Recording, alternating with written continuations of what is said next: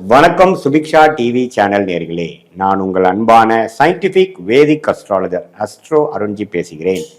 நல்லது நினைப்போம், நல்லதே நடக்கும். இப்போ பார்த்தீங்கன்னா தொடர்ந்து நம்மளுடைய சேனலில் வரக்கூடிய வீடியோஸ்லாம் பார்த்துருப்பீங்க. சயின்டிபிக் வேதிக் அஸ்ட்ராலஜி முறையில் எந்த விதத்திலும் மிகைப்படுத்தாமல் உள்ளது உள்ளவாறு நம்மளுடைய வீடியோஸ் பார்த்துட்டு இருப்பீங்க. இப்போ பார்த்தீங்கன்னா எப்படி நம்மளுடைய போன ஜென்மத்தில் செய்த கர்மா இந்த ஜென்மத்தில் ஒரு சாதகமான சம்பவங்களாகவும் சாதகமற்ற சம்பவங்களாகவும் எப்படி உருவெடுக்கிறது, அதுக்கு நம்மளுடைய ஜாதகம் கோச்சார அமைப்பு எப்படி, நீங்கள் என்ன ராசியில் பிறந்திருக்கீங்க பொறுத்து எப்படி அமையுது, நம்மளுடைய வாழ்க்கையை எந்த திசையில் தள்ளிட்டு போகக்கூடாது, அது கிரகங்கள் எப்படி துணை புரிகிறது, எப்படி நம்ம கர்மா ஜோதிடம் மூலமாக செயல்படுகிறதுங்கிறது துல்லியமாக பார்த்து கொண்டிருக்கிறோம். அந்த வகையில் மகர ராசிக்காரர்களுக்கு 2025 ஆகஸ்ட் மாதம் எத்தகைய ஒரு மாதமாக இருக்க போகுதுன்னு பார்க்க போகிறோம். இப்போ பார்த்தீங்கன்னா ஆகஸ்ட் மாதம் பிறக்கும் பொழுதே பார்த்தீங்கன்னா குரு 6ஆம் இடத்துல இருந்து 12ஆம் வீட்டை பார்க்கிறார். தன் வீட்டையை பார்க்கும் பொழுது 6-12 அதிகமான ஒரு திரிட்பலம் ஒளி பெறுகிறது. ஆறுங்கிறது ருணச்சத்ரு பாவம், அதாவது வெளிநாடு வெளிமாநிலம் போகக்கூடிய அமைப்புகள், கடன் அதிகமாக வாங்கி டெவலப் ஆகக்கூடிய அமைப்புகள், உடல் உபாதைகள் கொஞ்சம் டெவலப் ஆகக்கூடிய அமைப்புகள், அடுத்தவங்கள பணம் நமக்கு கிடைக்கிற அமைப்புகள், கூட்டு விஷயங்கள் ஜெயிக்கிறது, ஷேர் மார்க்கெட்டு, வெளிநாடு பிரயாணங்கள், அது மாதிரி விஷயங்கள் அதிகமான ஆக்டிவிட்டி நடக்கக்கூடிய அமைப்பு மகர ராசிக்காரருக்கு இருக்கு. அதே சமயத்தில் 2ஆம் இடத்தில் ராகு, 8ஆம் இடத்தில் கேது இருக்கிறார். அதுவும் பார்த்தீங்கன்னா அந்நிய விஷயங்கள், அந்நிய சூழ்நிலையில போய் ஜெயிக்கிறது, ஒரு சாதாரண ஒரு ஒரு முறையான விஷயத்துல போகாமல் கொஞ்சம் அதிக முயற்சிகள் செய்து வேற வித்தியாசமான ஒரு குதர்க்கமான சில விஷயத்துல போய் ஜெயிக்கிறது. அதே சமயத்துல சனி 3ஆம் இடத்துல இருக்கிறனால முழுசா 7 நாள் சனியிலிருந்து விடுபட்டு லாஸ்ட் 3 மாசமாக இருக்கக்கூடிய மகர ராசிக்காரங்களுக்கு ஒண்ணுமே ஒரு நல்ல ஒரு டெவலப்மெண்ட் பீரியட் கிடைக்கக்கூடிய ஒரு அற்புதமான ஒரு மாதமாக ஆகஸ்ட் மாசம் இருக்கு. இதுல என்னன்னா குறிப்பா நம்ம கவனமா இருக்க வேண்டியது, கடன் அதிகமா வரக்கூடிய அமைப்புகள் இருக்கு. அந்த கடனால நாம உயரப் போகிறோம். அந்த எந்த அளவுக்கு நம்ம கடன் வாங்க முடியும், எந்த அளவுக்கு நம்ம அகலக்கால் வைக்க முடியுங்கிறதுல கொஞ்சம் மகர ராசியா இருக்கக்கூடிய அன்பர்கள், தொழில் அமைப்புகள் இருக்கிறவங்க கொஞ்சம் ஜாக்கிரதையா இருந்துக்கணும். அதே சமயத்துல டாப் அப் லோன் வாங்குறது, ஒரு வீடு கட்டிருக்கோ வீடு வாங்குறக்கோ லோன் போகிறது, அதே சமயத்துல ஒரு பழைய வண்டியை கொடுத்து புது வண்டி வாங்குறது, இது மாதிரி விஷயங்கள்லாம் அதிகமான விஷயத்துக்கு நம்ம ஈஸியா நமக்கு கிடைக்கும்.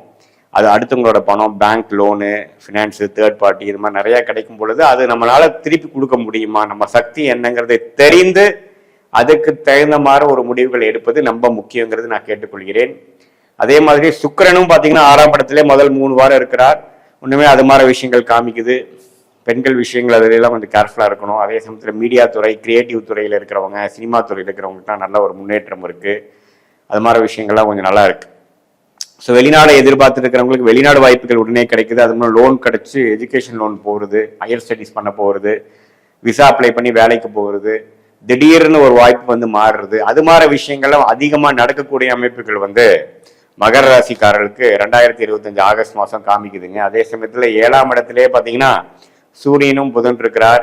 அட்டமாதிபதியே 7 இருக்கும் பொழுது நீ யாரோட பழகுறீங்க என்னங்க, அது மாதிரி கொலீக்ஸ், ஃப்ரெண்ட்ஸ்ல எல்லாம் கொஞ்சம் கேர்ஃபுல்லாக இருந்துக்கணும்னு நான் கேட்டுக்கொள்கிறேன். அதே சமயத்தில் 9ஆம் இடத்துல செவ்வாய் இருக்கிறார். அப்பா விஷயத்துல கொஞ்சம் கேர்ஃபுல்லாக இருக்கணும். செவ்வாயும் சனியும் நேர்கொள்ள பார்த்துக்கிறதுனால அப்பானால கொஞ்சம் கருத்து வேறுபாடுகள் வர்றது, கொஞ்சம் அவங்க உடல் உபாதைகள் வர்றதுங்கிற மாதிரி சில விஷயங்கள், பூர்வீகத்தில் சில விஷயங்கள் ப்ராப்ளமாக வருது, அதை நமக்கு சமாளிக்க வேணும் அப்படிங்கிற மாதிரி சில விஷயங்கள்லாம் கொடுக்குதுங்க. ஸோ முதல் 2 வாரம் ஒரு மாதிரியான அந்த ப்ரோக்ரஸ் சமாளிக்கக்கூடிய அமைப்புகளாக இருந்துட்டு, அடுத்த 2 வாரம் பார்த்தீங்கன்னா சூரியனே 8ல் மறையறார். அதுக்கப்புறம் சுக்கிரன் 7க்கு வரார். சூரியன் 8ல் மறையும் பொழுது கொஞ்சம் அட்டமாதிபதியே 8ஆம் வீட்டுக்கு போகும் பொழுது கொஞ்சம் வெளிநாடு விஷயங்கள், முதலீடுகள், அடுத்தவங்க பணம் நம்ம கிடைக்கிறது, அது மாதிரி சில பாசிட்டிவான விஷயங்கள்லாம் இருக்கு. ஸோ செகண்ட் 2 வீக்ஸ் கொஞ்சம் நல்லா இருக்கு. ஓரளவுக்கு நமக்கு அன்அர்ன் இன்கம், எதிர்பார்த்த விஷயங்கள்லாம் கிடைக்கிறது அப்படிங்கிற மாதிரி சில விஷயங்கள்லாம் உண்டு. ஸோ மகர ராசிக்காரங்க ஒரு நிறைய மாற்றங்கள் நிறைந்த ஒரு ஆண்டாக தான் மகர ராசிக்காரருக்கு இருக்குது. ஏன்னா அவங்க 7 நாள் சனியிலிருந்து முழுசா வந்துட்டாங்க. குரு 6ஆம் இடத்துக்கு போய் பார்த்தீங்கன்னா அதிகமான இது மாதிரி சில மாற்றங்கள், வேலையில மாற்றம், தொழில மாற்றம், படிக்கிற இடத்துல மாற்றம், ஒரு வீட்டுல இருந்து ஒரு வீடு வாடுறது, அப்கிரேட் பண்றது, அதிக ரிஸ்க் எடுக்கிறது, அது மாதிரி ஒரு டிரான்சிஷனரி பீரியடான ஒரு அமைப்பை கொடுக்கக்கூடிய விஷயங்கள் உண்டு. வெளிநாடு எதிர்பார்க்கிறவங்க கண்டிப்பா மாற்றங்கள் உண்டு, போவீங்க. இம்போர்ட் எக்ஸ்போர்ட் பண்றவங்களுக்கு அற்புதமான ஒரு வாய்ப்பு கிடைக்கிறது. இதுவரை கிடைக்காத வாய்ப்பு திடீர்னு கிடைக்கிறது. இது மாதிரி விஷயங்களும் அற்புதமா இருக்கு.